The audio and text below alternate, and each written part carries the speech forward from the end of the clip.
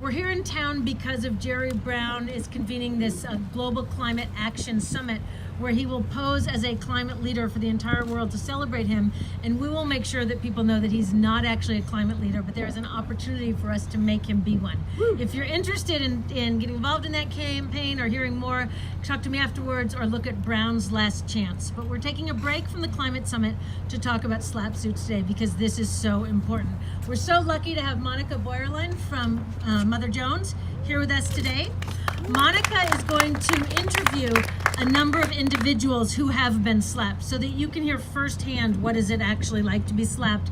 Then we're going to have a panel of activists who are working on slaps and launching this new coalition, just launched today, Protect the Protest. We won't open up to a full audience Q&A because it literally could go on for days when you hear how interesting these stories are. So instead, we'll break after the panel, we'll mingle, you can talk to any of us one-on-one, we'll have a tour, and we'll talk until somebody with more authority than I kicks us off. So that's it. Thank you so much for coming out today. And the reason is that we are stronger than ever in our resistance to this kind of corporate bullying. And Greenpeace knows these slap suits very well too. We're right now facing 2 slap suits. Resolute, a Canadian timber company, is suing us and allies for $300 million, including Rolf right there mentioned by name, is right now being sued for $300 million. It made that $15 million slap suit feel so quaint. I wish we had that one. But we have the $300 million. And then to make that one feel quaint, ETP, the company that built the Dakota Access Pipeline, is suing us and allies for $900 million for opposing the Dakota Access Pipeline and sharing information about how dangerous pipelines are. And Charles is sued, but he is being sued for $900 million. If this was a game show, he would be the winner with the largest slap against him here. But you know what I have to say to Resolute and ETP is I want to say thank you.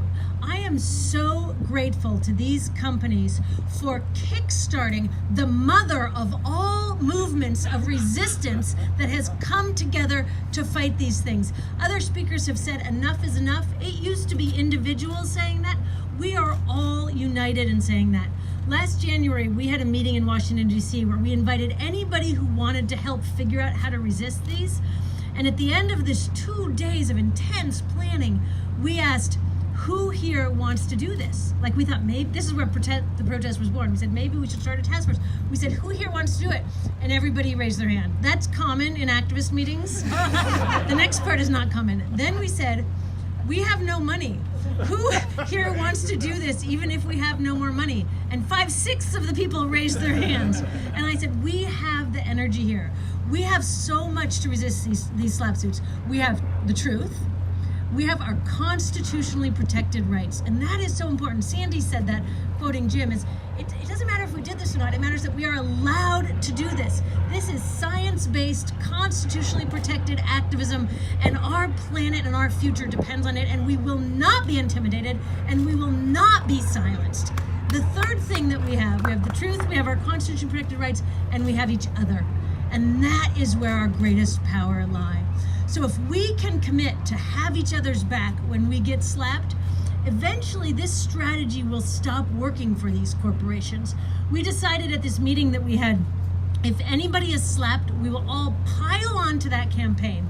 If you slap a campaign, ETP, Resolute, you guys listening? I guess I should talk to my phone, they're probably listening. If you guys are listening, if you slap any of us, we are gonna 10x that campaign. That is how you turn the volume up on a campaign against you, is you slap it. I like to think of SLAP. SLAP stands for Strategic Lawsuit Against Public Participation. So far, it has been a strategic lawsuit accelerating public participation. And the more that we stand together, speak up, speak out, and we should all be doing that. Saturday, September 8th, is a gigantic rally for climate. You can meet here Saturday, September 8th, between 8 and 9 a.m., and we will march together. The number one response that we need to do is stand up, speak out, and do it together. So thank you for your solidarity. Thank you for your support.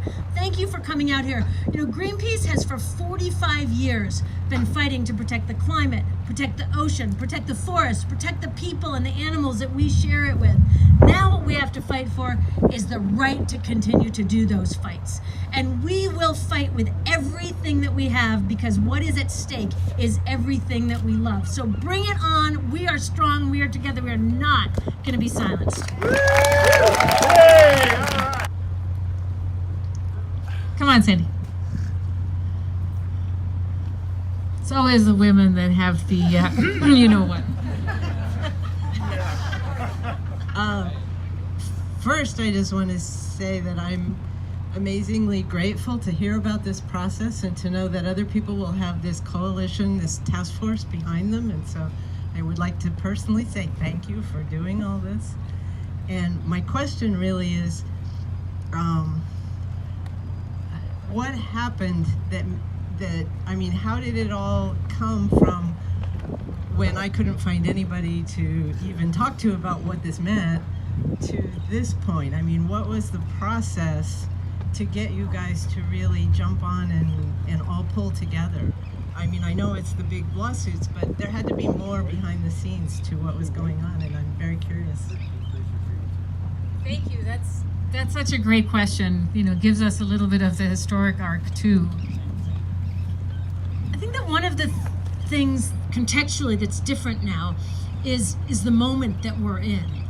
That we are in a moment where we are seeing hard-won victories, rights that we thought were set in stone, rights and values that we thought were baked into who this country is, or the aspiration at least of who this country should be. We're seeing those eroded before our eyes. And as Chris mentioned, these SLAPP suits are in the context of a much broader crackdown on democracy and assault on democratic rights.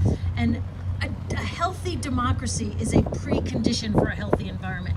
If we don't have a thriving, functioning, participatory democracy in which scientifically based, constitutionally protected dissent is welcome, then we are really in trouble. So the fact that there's criminalizing activism through these multiple laws that Chris mentioned in states all across the country, there are laws being considered that would criminalize basic activism activities. The fact that there's vilifying activists, threatening and vilifying activists, all of these assaults on our democratic rights are coming together right now. And in that context, SLAPPs are not a standalone problem, but they are a part of a multi-pronged assault on democratic participation. And that is really that moment that woke us up, that we said we've got to up the resistance. I'd also just like to add, I think the forces behind a lot of these suits have just become complacent and lazy and greedy because they had been working very effectively. And I'm not a lawyer, but I think this is a fair statement that the Resolute suit against Greenpeace and the ETP suit against Greenpeace are very different. And I think it's safe to say the ETP, the Energy Transfer Partners, that's the company behind the Dakota Access Pipeline. That lawsuit is terrible. That lawsuit is like written by a high schooler, because it's basically just saying, we're just gonna throw these numbers, we're gonna make these wild claims, and we're gonna just shut them up. And so to Sandy's point, you know, I think these suits had been so effective, and now they're just like, we can do it whenever, and we can do it to whomever. And so unfortunately, I think that's what it's taken for people to wake up and say, you know, this is out of control, and we need to stand up to this, because these suits are now just going to be flying, you know, kind of willy-nilly without really any basis in law. You know, there's a shamelessness to the ETP suit where they basically say, you know, big green groups are manipulating and taking advantage of these indigenous organizations, you know, the Standing Rock, you know, and indigenous leaders have called that out, say that is beyond condescending and patronizing, because they started this movement. So for this oil company to say, oh, we're protecting these indigenous groups, so it's that level of just shamelessness. Again, this is based on nothing but the top of my head, but I think that is what has really ramped up on their side and on our side. Sure. I think the thing that I would add is that the way that people communicate has really changed over the last several years, and I think that's been something that has allowed us to come together in these kind of coalitions. And that is, there has been an openness to people being able to post their thoughts and ideas and communicate with much larger audiences, but that has also increased the need and the urgency to be able to protect these kinds of different opinions and people speaking the truth, because now it's opened up, and people who would never even have thought that they were getting into the publishing industry or participating in these kind of public conversations can be the targets of these kind of lawsuits. And people who just want to contribute to, share a little bit of information or make a little bit more knowledge available on the internet around the world are suddenly the ones that can be the targets of these things. And so there's a much greater urgency to help those kinds of people, just regular folks that are the subject of these kinds of slap lawsuits. And I think that's also a big reason that more and more people are focusing on this issue.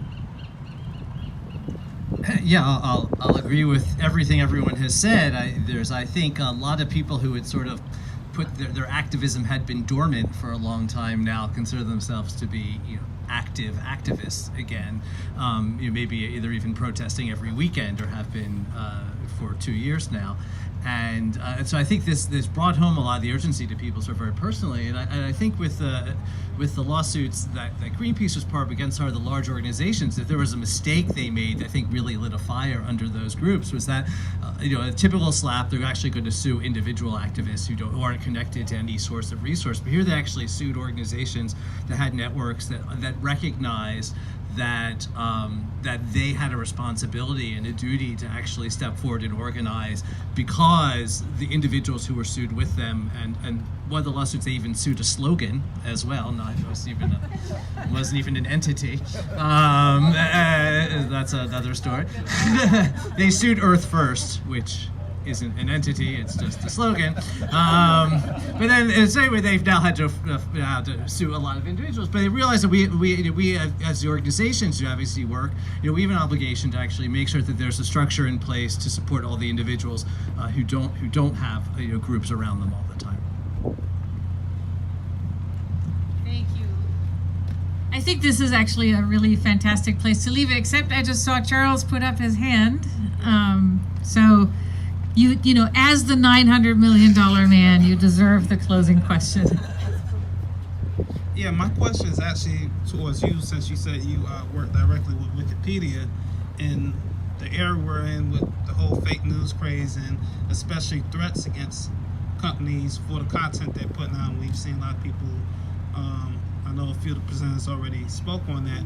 Have you seen any, I don't know how to ask it, but say direct threats, especially since Wikipedia, unfortunately, because of the era when may be considered more left-leaning because they report facts, and there sort of seems to be a political bias. Have you seen any, and this could go towards anyone, have y'all seen any physical threats of people trying to come at you personally because of the stances you've taken? I kind of know with Greenpeace where it stands, but I'm curious for the rest of you on the panel as well.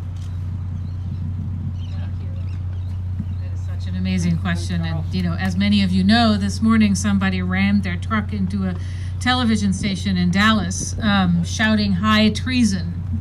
So you kind of know where they were coming from. Yeah, so it is a worry, I think. I'm going to sort of count ourselves lucky that we have not had the kind of physical threats that some places have. I think a big part of that is that Wikipedia at least is open to everybody and is open to a kind of dialogue that people can engage in. And there was a big study in the Harvard Business Review or something, I think, a couple of years ago that found that the more time people spend on Wikipedia, the more neutral they become. Because they work with people that have different opinions, and they try to make objective articles, and they actually start becoming more neutral over time. And so that's something that I think has served us particularly well, is that it's not just like one small group of people that might be left-leaning or right-leaning. It's a big open community of volunteers, and they can engage with each other, and they've agreed on kind of they've taken a step back, I think, and they've agreed on a set of background rules about how to figure out if something is a reliable source or not. And everybody kind of agrees on that process of how you figure out if something is reliable in an abstract way, regardless of what your political viewpoint might be. And then that helps people to work together. That said, we are still only as good as the rest of the world, because Wikipedia is an encyclopedia, and so we rely on other sources. And the more I think that is fake news, and there is bias, and there are people putting out all sorts of crazy stuff, and the more accepted that becomes, the more it risks affecting the encyclopedia that's being written as well. Because if there's if traditionally reliable sources especially start publishing things that are inaccurate or intentionally fake, then that can affect us too. And so we're only as good as the rest of the ecosystem out there.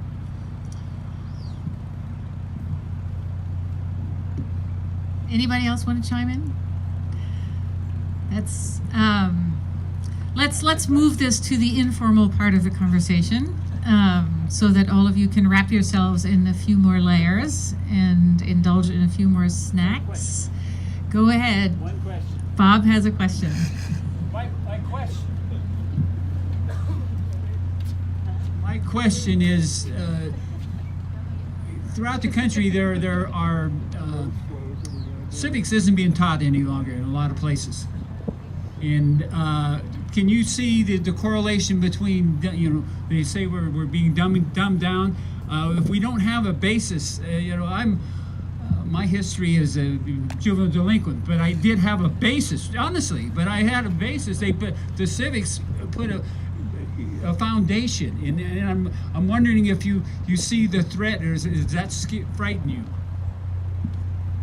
This is for sure the last question, because right after this, we're all going to hear Bob's stories of juvenile delinquency.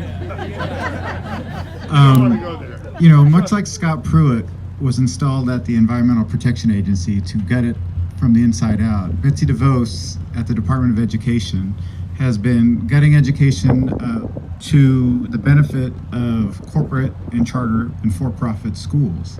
So yes, my personal belief is that it is a specific and sadly systematic dumbing down of the citizenry of the residents of this country, and of placing education as low on the rung of priorities as possible. Let me just take a slightly different take, and I'm not a educational researcher. This is purely just my own perceptions. Let me be a little bit hopeful, and I actually think young people in school are like 1,000 times better on basic civil liberties issues than some of the people of my age and older. I think the real fault we have right now is a top down, and right now it's the very top down, completely misunderstanding both of how government works, how the First Amendment works, how civil liberties work. And the people who I see falling for that are not the young people who are currently getting educated. It's the people who stopped getting educated or have decided to forget their education. And so I'm hopeful that if there's a problem, I think it's more with our peers than I think it is with the young folks in school. And I think that's an audience I hope we can reach and keep on reminding them that these things are important and that the president is wrong. I mean, it's easy for us who are like First Amendment lawyers to every day say, well, that's wrong. What he says is just wrong. You can't do that. Government can't do that. I mean, I do that all the time, constantly. But I think what we all can do is actually talk to our peers who may have forgotten what they actually did learn, because I think that's where we're really seeing the harm, the structural harm. I want to trade my answer for David. It's going to cost you. The cost is going up by the minute. Thank you, panel. Thank you, everybody, for coming and for listening through this. I hope you leave a little more informed and maybe a little more outraged. And come chat with everybody. We'll all be here till they kick us out.